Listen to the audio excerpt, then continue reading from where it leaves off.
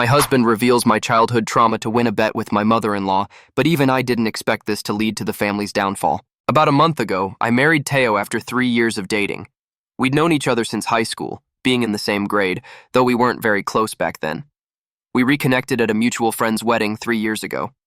We started chatting, exchanged numbers, and that's how it all began. Soon after, we started dating, got along incredibly well, decided to move in together, and then last month we tied the knot. Like any relationship, we've had our share of ups and downs. But one of the biggest issues I had with him was that he was a huge blabbermouth. He has a tendency to spill secrets, can't keep anything to himself, and doesn't seem to take it seriously because he thinks it's no big deal. He'd already embarrassed me on several occasions, but recently he crossed every line. What he revealed not only made me lose faith in his family, but also in him. He exposed one of my most traumatic experiences just to win a bet with his mother in front of the entire family. It was humiliating, and what happened next was even worse. I'll try to explain in detail what happened, so please bear with me. A couple of days ago, we hosted our first dinner party as a married couple, so it felt special. We invited our families, though my parents, my only family, couldn't make it. We were having a pleasant time, chatting, when suddenly the conversation shifted to high school experiences. That's something Teo, my sister-in-law Amy, and I all have in common. We all attended the same school, though Amy was 2 years older than Teo and me, putting her 2 grades ahead. Even so, we knew many of the same people. During that conversation, my mother-in-law began talking about how bullying was far more common in her day and how difficult she'd had it. But Teo started arguing with her, asserting that it was still very prevalent in our time, and with social media just emerging, it was even easier to be a victim or a perpetrator. They began to playfully debate, laughing. I didn't see anything wrong with it at first, but suddenly Teo declared he could prove that our generation had it just as bad, if not worse. He'd had a couple of drinks, so I considered stopping him. But before I could, he'd already made a bet with his mother about who had the most traumatic high school bullying experience. They were treating it lightly, laughing, but I knew exactly where this was headed, and I didn't want him to say anything that would make me uncomfortable. I tried to stop him, but he ignored me and began recounting a story. And unfortunately, that story was mine. I'll try to keep it brief. I was a freshman in high school, just started, but I was already pretty popular. I'm not saying this to brag, but I've always been told I'm attractive, though I've never really focused on it. I was generally one of the more popular girls in school. It sounds strange saying that about myself, but it's relevant to what I'm about to share. Despite that, I always made an effort not to be mean or bully anyone. I tried to be kind to everyone as much as possible, but clearly someone didn't like that. A couple of months into the school year, someone started sending me hate messages and threats to my account. They criticized my looks, called me ugly, said everyone was lying to me, and that I was nothing special. At first I ignored them, figuring it was just someone bothering me from a fake account. But then the messages became more personal, saying things like, "I know what you're doing with all the guys in our grade." This was absurd because I wasn't doing anything wrong. But they did shame me for having male friends, accused me of being an attention seeker, and used really offensive language. Then the threats started. They told me that if I told anyone or tried to find out who it was, I'd pay dearly. At 14, I was too scared and immature to realize they were probably just bluffing. I genuinely thought I was in danger, so I started isolating myself and became extremely worried about who this person could be. I wanted to find out my tormentor's identity, but I was too afraid to act. I stayed quiet, and this continued for nearly 3 months until, one day, it suddenly stopped as abruptly as it had begun, and I never found out who it was. But from then on, I started distrusting everyone at school. I became very withdrawn, and for an entire year, I remained in that state of mind. It was a profoundly traumatic experience for me. I had told Teo this in private, but I never in a million years imagined he would share it with anyone, let alone make light of something that affected me so deeply. So when he began to recount it, I felt terrible, especially because I tried to stop him, but he just kept going, telling it as if it were a joke, as if it were funny. But for me, it wasn't. It was a very dark period in my life, and even though 10 years have passed, I still remember everything. That's how profound the wound was, and I didn't appreciate him making fun of me by telling it that way. And then things took a turn for the worse because I suddenly noticed Amy had gone completely pale. She was fidgeting, and just a couple of minutes later, she announced she had something to say. I had no idea what she was about to do. I was already quite disturbed by what my husband had done, and he, still a bit tipsy, continued laughing while the others were clearly confused, unsure how to react as I was visibly upset. But what Amy did next was truly the last straw. She confessed that she was actually the one responsible. She was the one. When Teo first told her he was dating me, she became very uncomfortable because she remembered me. And the reason she had bullied me all those years ago was so incredibly absurd, I barely know how to explain it. Essentially, she had a crush on a guy she'd been friends with for a while, but he ended up developing feelings for me. I never knew anything about any of this. He confessed his feelings to Amy, and she, out of pure jealousy, decided to bully me. That was it. There was no deeper underlying issue. And once her crush faded, she apparently forgot all about it. So, we could say she did it all for nothing, because she quickly moved on. And apparently, I wasn't her only target. A couple of other girls suffered similar treatment. But it seems I was the only one so profoundly affected, likely because I wasn't accustomed to people hating me or treating me so poorly. And after all, I was only 14. Anyway, she admitted it and started apologizing, claiming she had wanted to tell me the truth at some point. But then she figured that since we were getting along now, there was no point in dredging up the past and ruining our relationship. But all of this was simply too much for me to process. I didn't know how to react. I was already reeling from Teo's behavior, from how he had completely trivialized my childhood trauma. And then Amy's confession was overwhelming, so I didn't say a word. I just walked out, got into my car, and started driving aimlessly because, honestly, I had no idea what else to do. Of course, I was crying profusely. At one point, I decided to go to a nearby park and just sobbed my heart out.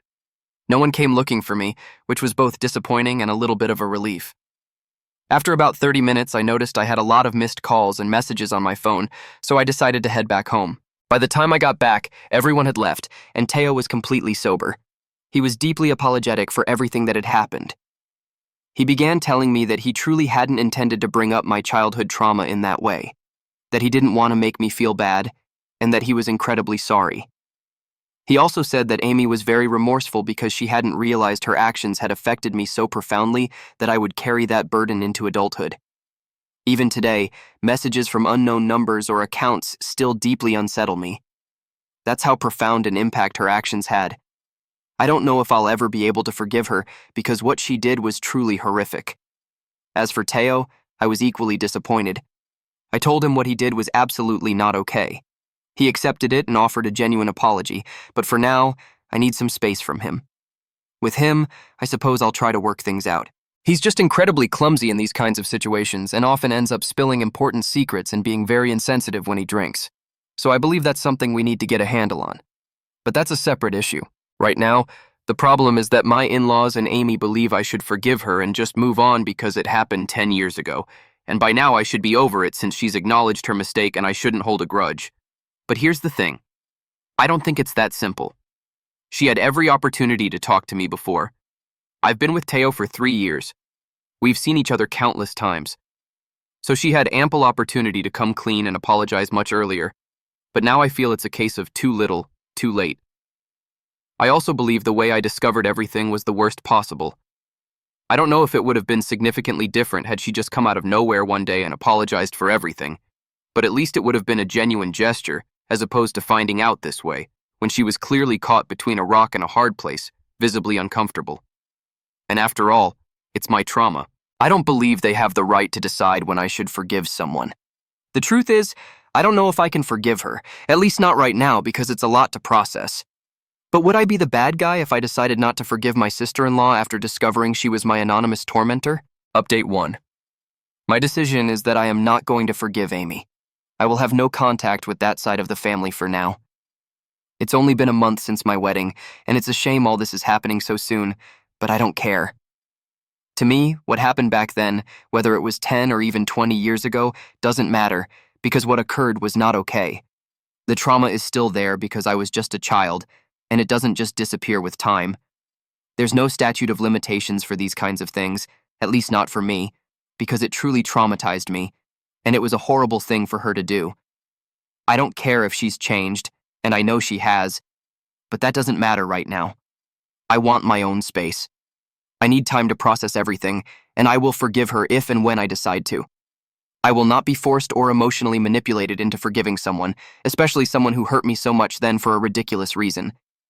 A guy is not a good reason to treat anyone like that. Well, I don't think there's any good reason, really. Now, as for the situation with my husband, I know many people are upset that I've decided to stay with him and try to work things out. But at the end of the day, we've been together for 3 years, and overall, we've had a happy relationship.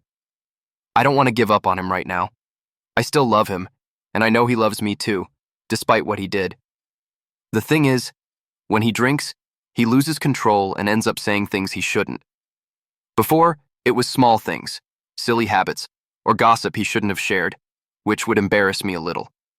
But this time, it was something far more serious, and instead of embarrassing me, it hurt me deeply. Most importantly, he understood that what he said was terrible. It wasn't okay to make light of such a situation, and the fact is, he acknowledges his mistake and genuinely apologized for it. He has also said he would stop drinking because that seems to be a trigger. So, at least there's something I can see, something I can verify, to know he's making an effort. I appreciate that effort, and that's why I want to give him a second chance. And I understand why some people would be concerned, but I don't think divorce or separation is the answer to something like this. Now, if I didn't see changes, if he reverted to this pattern, then yes, we'd be talking about separation or divorce. But I've seen him genuinely concerned, defending me against his parents and trying to fix the issue for me, so I can give him the benefit of the doubt now. Update 2. Many people asked what my husband thinks about my decision not to interact with his family right now. Well, Teo is completely on board with that, for 2 reasons, I believe.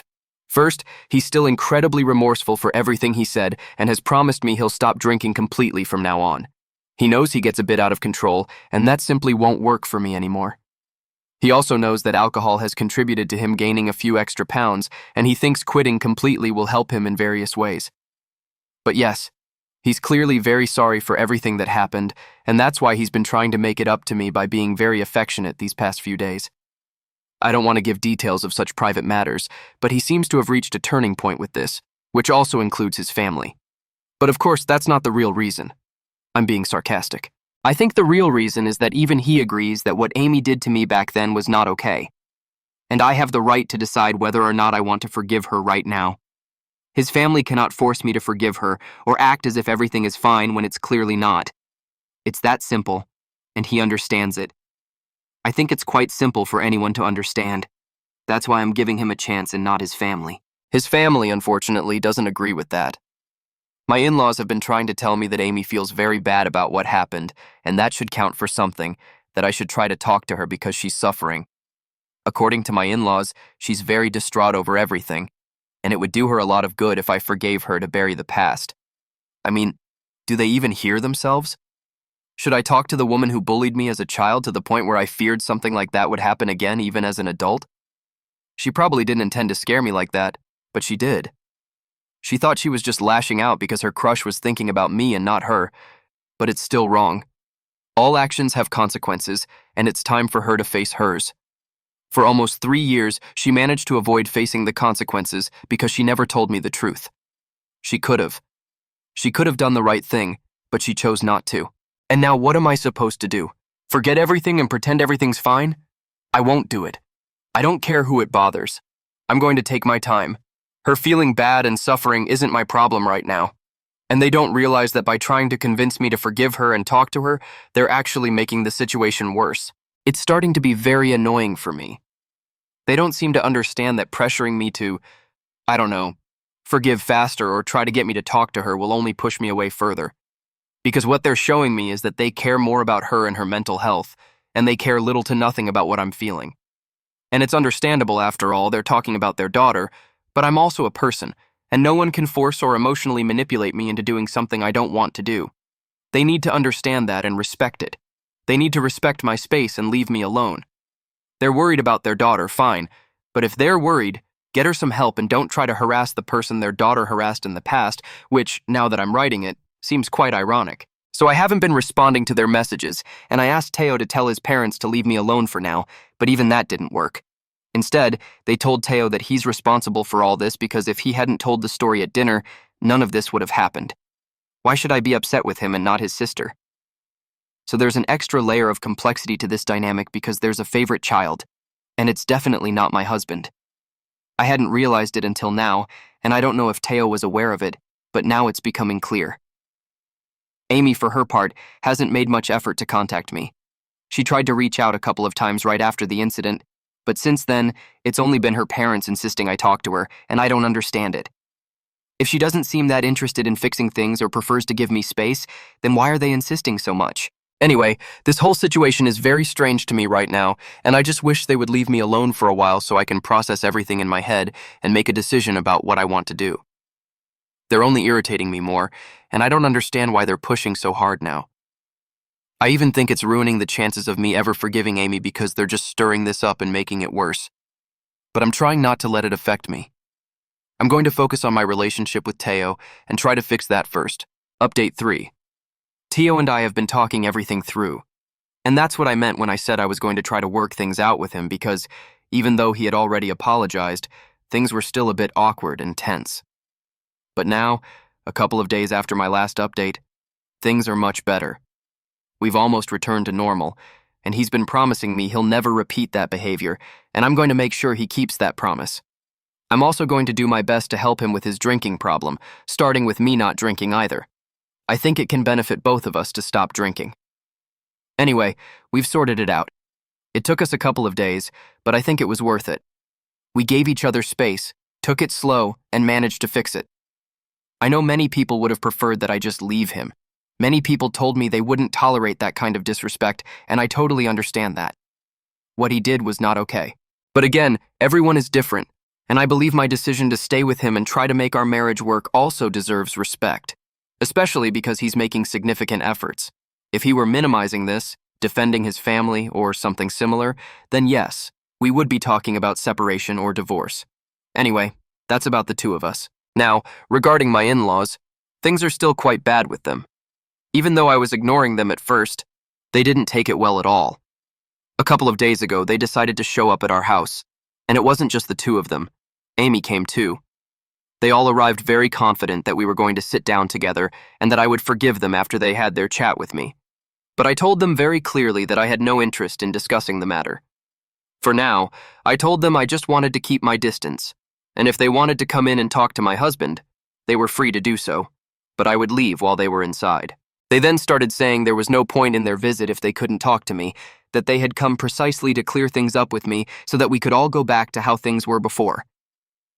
It was exhausting having to explain the same simple idea over and over again, that I didn't want to pretend everything was fine right now. I just needed my space. And if they couldn't even give me that, then clearly they didn't care about my feelings. They only cared about themselves. Everyone became defensive, but I wasn't going to put up with it anymore. Everyone started crowding around me, each saying something different, and I felt completely overwhelmed. So I told them to shut up. I told them I was leaving the house and that anything they had to say, they should tell Teo, but I wasn't going to stay and listen to them at that moment. These are the consequences of their actions. They can't avoid them. They can't pretend what she did was okay just because 10 years have passed. That's not how things work. And they definitely don't have the right to sit there and tell me I no longer have the right to be upset just because a lot of time has passed. But well, they made it very clear that they don't respect anything I asked for. And if they don't respect what I want, then they don't respect me. I'm not going to keep enduring their insistent and manipulative attitude. And with that said, I left. I went for a run and went quite far. By the time I got back home, no one was inside, so I felt safe enough to enter. When I asked Teo what had happened, he told me his family had gotten very upset with my behavior, and he obviously defended me, so they got even angrier with him. The three of them picked a fight with him and then told him they didn't want to talk to either of us again because we were clearly disrespectful and selfish people who didn't care about anyone's feelings but our own, which is quite ironic coming from them. But anyway, Teo told me he doesn't care anymore, and honestly, neither do I. They had every opportunity to act respectfully and normally, but they chose not to, and now they'll have to face the consequences of their own actions. I'm not going to feel sorry for them, and I'm sure Teo won't either. Anyway, I'm glad that at least for now, they're going to leave me alone because they were seriously getting on my nerves, and I'm happy to be free of them, at least for a while. Update 4. It's been a month since my last update, and as I said before, I'm truly grateful to have distanced myself from my in-laws because they were seriously testing my patience. For the past few weeks, they've left me in peace, and it's been very calm. Unfortunately, that also means they've been bad-mouthing me to the rest of the family. They've been minimizing the severity of what Amy did to me and making me out to be the bad guy in the story, calling me dramatic and an attention seeker. This only proves I was right not to forgive them because their apology clearly wasn't sincere. And if they genuinely think I'm all those things they say, then great. I'm sure they'll be happy to stay away from me. However, we've decided to tell my side of the story. We're not sure what exact version they've told, because all we're hearing are snippets that seem minimized or just what reaches us. But we did make a post detailing everything that happened, and it will stay there. This is in case they try to tell their version to other people, perhaps our friends or coworkers. We know how something like this can affect Amy because no one wants to be accused of bullying. And perhaps we wouldn't have done it if she had remained silent, as she did at first, but her parents seem to have recruited her for their crusade against me, so that's what we'll give her. The post achieved two things. First, it prevents them from telling a different version. And second, it stops other people from contacting us just to talk about forgiving Amy or to find out what's happening. Now they know what happened, and our decision to keep our distance from my in-laws and sister-in-law, as well as anyone else who wants to side with them. For now, it seems to be yielding good results because everything is very quiet, including my in-laws and Amy. Update 5. We now know why my in-laws were only telling their version to the family, trying to keep it private within a known circle, and why they had gone so quiet when we made a public post. We thought simply confronting them publicly had silenced them and left them with nothing to say, but no, they were terrified. As you know, because I've mentioned it in one of my posts, Amy also did this to some other girls. That was one of the things that came to light with all of this, although I didn't know much about them or even who they were. However, we now know the name of one of them and also the reason why she bullied her. In that case, things were different. It wasn't because of a boy, specifically, but because this girl had a rivalry with Amy on the school's girls' soccer team. A rivalry that led Amy to bully her on social media. This rivalry, moreover, only existed for Amy, because this girl didn't even know Amy hated her so much. She only knew she was a starter, and Amy was a substitute, but not that my sister-in-law despised her in that way. In this case, Amy was much harsher with the bullying, taking things to the extreme. Every time she managed to make her lose her starting position by missing practices, when she returned, Amy would go back on the attack until finally, the parents took her off the team after an extreme event. The girl attempted to take her own life due to the bullying. Amy had perfected her methods. More fake accounts, more horrible messages, even threats. What I don't know is why the parents didn't formally report it, or if they did, but couldn't find sufficient evidence to link Amy. That could have changed my story a lot too, but now they know, and they are looking to initiate legal action against her. I believe they can no longer criminally prosecute Amy because the statute of limitations has expired, but at least they are trying to get her to pay financial compensation, as their daughter's life underwent a drastic change. According to what I've discussed with them, after they contacted me because of my post, she was a good student but started having serious problems after developing anxiety and depression because of Amy. She was never able to attend university and couldn't continue her studies in any form, so now they want to sue her for damages. We don't know much about my in-laws or Amy right now because they are surely afraid that I might also initiate legal action against them. Teo and I have discussed this, and we even had a meeting with a lawyer, but in my case, it's harder to prove the damage since I never sought professional help, so we likely wouldn't get anything. In contrast, this family has years of documented therapy and treatment for their daughter, so they are 100% confident. We don't know anything about Amy's other victims. They haven't come forward, either because they don't want to relive this, haven't seen my post, or are in the same situation as us and cannot sue.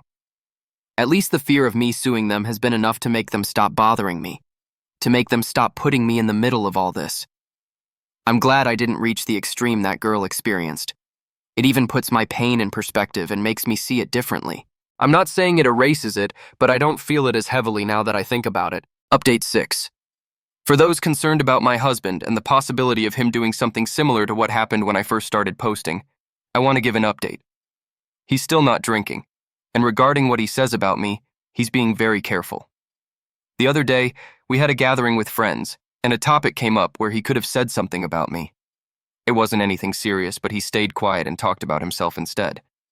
I think that's a significant step forward. Now, the main development in this update concerns the lawsuit that the other girl's parents filed against Amy and my in-laws. With such a solid case, it was difficult for them to lose, but we didn't know how much the judgment would be for. The exact amount is over $80,000. That's what the judge ordered. I've been in contact with this girl and have been encouraging her to resume her studies, to not let this define her life. She knows she can call me to talk about her trauma since we share something very similar.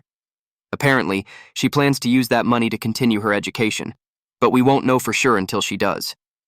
I try to text her every few days to ask if she has sent any applications or looked into options. The judge ordered my in-laws to pay for Amy, as she was a minor at the time of the bullying, and they were legally responsible. However, since we have no contact with them, we don't know if they'll ask Amy to assume that responsibility now that she's an adult and has a job. I know they're not happy with the outcome, but contact between us is completely non-existent, and we only receive small comments through the rest of the family. I also don't believe our relationship will be repaired, both because we're not seeking it and because I'm sure they have no intention of doing so either.